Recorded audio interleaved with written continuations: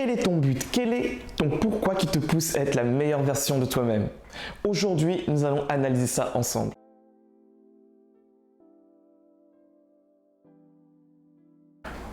Bonjour à toutes et à tous, je suis Eric de la chaîne Treat Mindset. Si tu es nouveau sur cette chaîne, je te souhaite la bienvenue et t'invite à t'abonner, à activer la cloche de notification et surtout à partager en masse. Aussi, Charité bien ordonnée commence par soi-même et nous t'offrons un petit e-book où tu retrouveras à l'intérieur 5 pistes te permettant de savoir où investir ton argent. Donc n'hésite pas à le télécharger dans la barre de description, c'est gratuit et au moins ça te permettra, si tu as des hésitations donc sur où investir ton argent, à avoir quelques pistes. On rentre dans le vif du sujet. Alors, quel est ton pourquoi? Quel est le but qui te pousse à être la meilleure version de toi-même? Avant d'embarquer effectivement dans ce long voyage qu'est le développement personnel, nous devons nous poser cette question. Quel est notre but? Qu'est-ce qu'on veut être? Veux-tu être le meilleur politicien? Veux-tu être investisseur immobilier? Veux-tu être, veux-tu vivre de ta passion? Il faut savoir qu'est-ce qui te motive à être la meilleure version de toi-même. Par rapport à tout ça, donc moi je vais vous donner un exemple personnel. Moi, étudiant, je ne vais pas vous mentir, j'étais vraiment un dépensier. Je dépensais mon argent sans compter, je m'amusais avec mes potes, je chillais, comme on dit, je faisais voilà. Je n'avais vraiment pas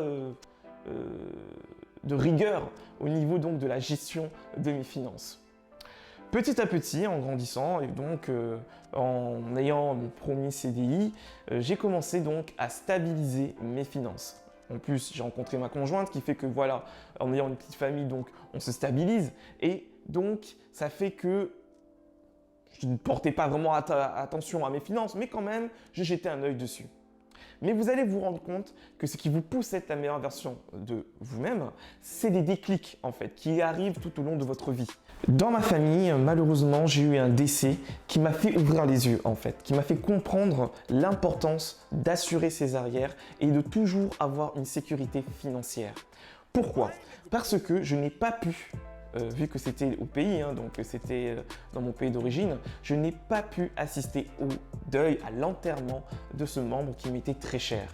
Ça m'a vraiment ouvert les yeux, ça m'a fait comprendre qu'il faut que moi-même je sois à l'abri. Je ne peux pas vivre sans avoir une épargne de côté, sans avoir des sous de côté. Et aussi me dire que, imaginons qu'il m'arrive quelque chose, qu'il arrive quelque chose à un de mes proches, à ma femme, à mes enfants. Bref, imaginons qu'il arrive quelque chose à des personnes qui nous sont chères. Si on n'a pas d'argent, que fait-on? C'est cet événement donc malheureux qui m'a fait comprendre l'importance d'apprendre à avoir une gestion financière saine. Du coup, par rapport à ça, il faut savoir que la connaissance est très importante. Nous n'avons plus d'excuses, les amis. Nous ne pouvons plus, notre génération, dire qu'on n'a pas des informations à portée de notre main.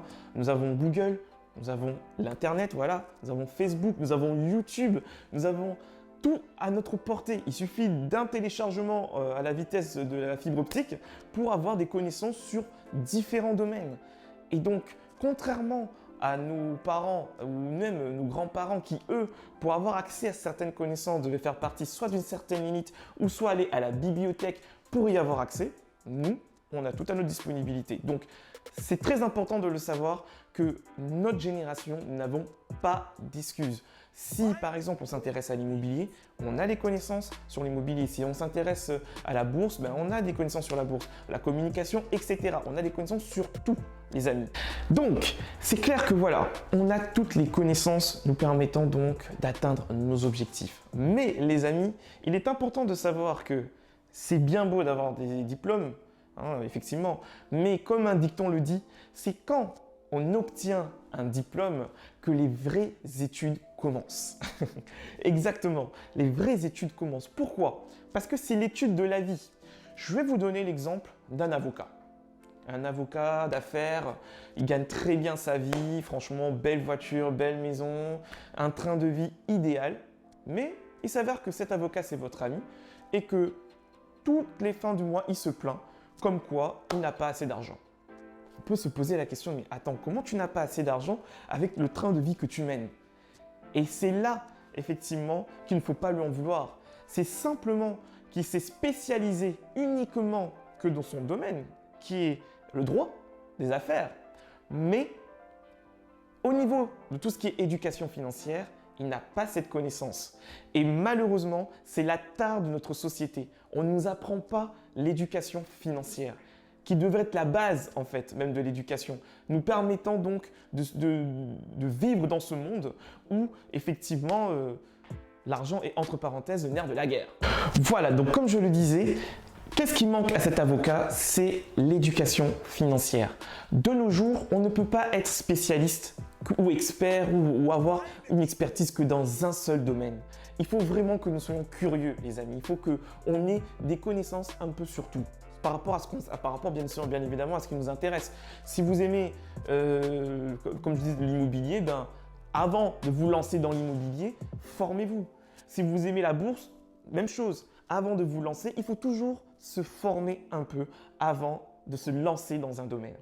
Et donc, pour revenir sur l'éducation financière, nous retrouvons certaines communautés, certaines familles avec un capital culturel très élevé où effectivement l'éducation financière est apprise dès le départ, dès l'enfance en fait.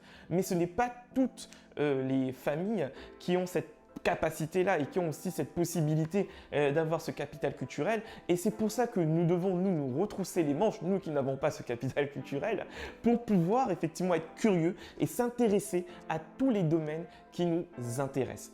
Spécifiquement le domaine de l'éducation financière. On va prendre un exemple personnel me concernant.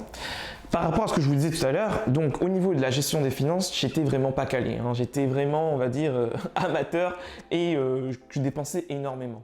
Du coup, je savais que c'était donc un domaine où il fallait que je m'améliore. Et donc, j'ai donc acheté un livre qui m'a coûté 20 ou 29 euros qui s'appelle « Père riche, Père pauvre » de Robert Kiyosaki. Ce livre m'a permis vraiment de développer mon état d'esprit, de développer mon mindset sur l'éducation financière.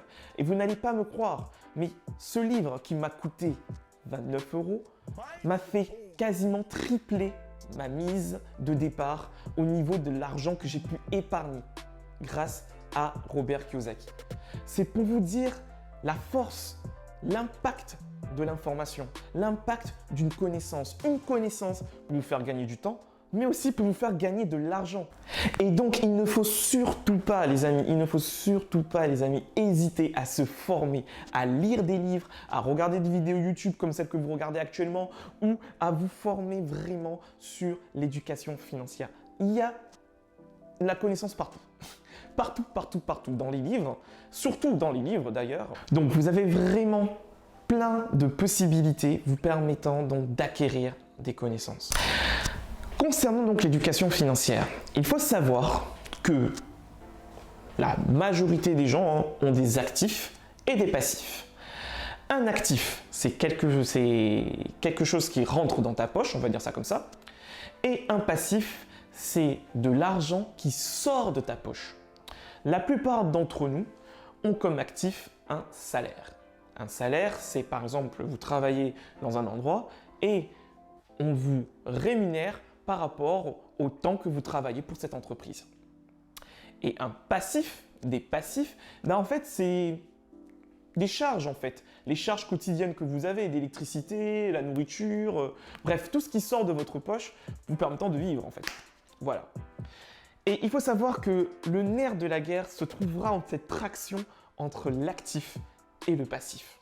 Il faut vraiment que vous vous mettez ça en tête. Le plaisir immédiat et le plaisir différé. Dépendre d'un salaire pour régler nos passifs peut être dangereux et c'est pour ça qu'il faut avoir le bon état d'esprit, le bon mindset permettant vraiment d'assurer nos arrières. Vous allez vous rendre compte que l'épargne va être vraiment notre salut. Effectivement, comme je vous ai dit auparavant, il y aura une traction, une tension entre le plaisir immédiat et le plaisir différé. Il faut qu'on arrive à gérer nos finances, les amis. Il faut que nous arrivions à nous surpasser, à faire des sacrifices pour que plus tard nous ayons des récompenses.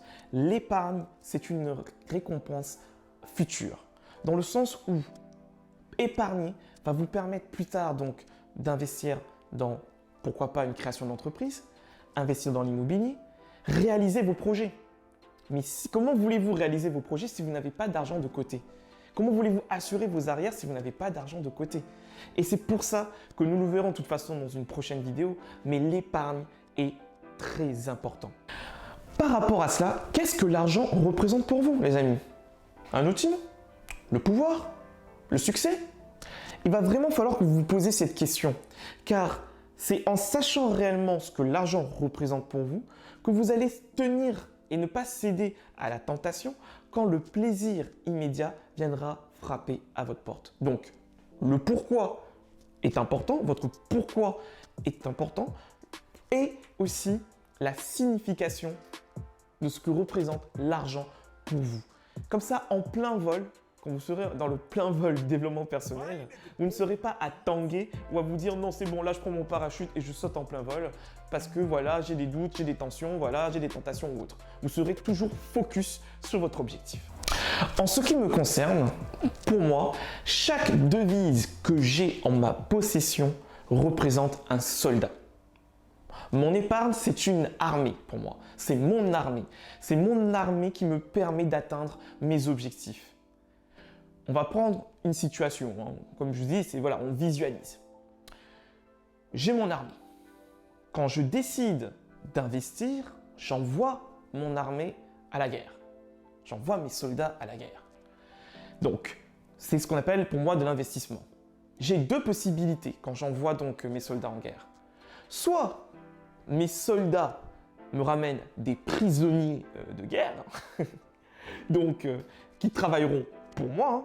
C'est-à-dire que mon investissement dans l'immobilier, dans la bourse ou autre, ou ma création d'entreprise me rapporte du chiffre d'affaires, des rentes ou des dividendes. Donc ça veut dire que j'ai réussi mon investissement et voilà, il n'y a pas de souci. Prenons le cas où j'envoie donc mes soldats en guerre, mais que malheureusement, ils perdent cette guerre. Ça peut être l'exemple d'un investissement immobilier où le locataire ne paye pas son loyer, ou alors d'un investissement donc en bourse où je perds mes dividendes ou une crise boursière qui fait que mon action ne vaut quasiment plus rien. À ce moment-là, donc, mes soldats reviennent avec le drapeau blanc et ce n'est pas pour autant que je vais me démotiver, ce n'est pas pour autant que ça va me démoraliser puisque dans mon état d'esprit, je sais très bien ce que représente l'argent pour moi. J'ai minimisé les risques parce que j'ai toujours de l'argent de côté et je pourrais donc rebondir sur une autre guerre ou une autre conquête où je pourrais donc gagner de l'argent.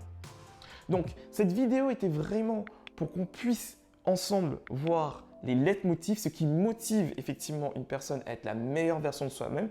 Me concernant moi, c'était l'éducation financière. Vous, ça peut être un autre domaine et qu'il faut vraiment, surtout notre génération, être toujours à l'affût de connaissances. La connaissance, ça peut être grâce à un réseau, ça peut être grâce à Internet ou même d'autres possibilités, mais qu'on soit toujours focus sur s'améliorer et avoir toujours la curiosité de chercher de nouvelles connaissances.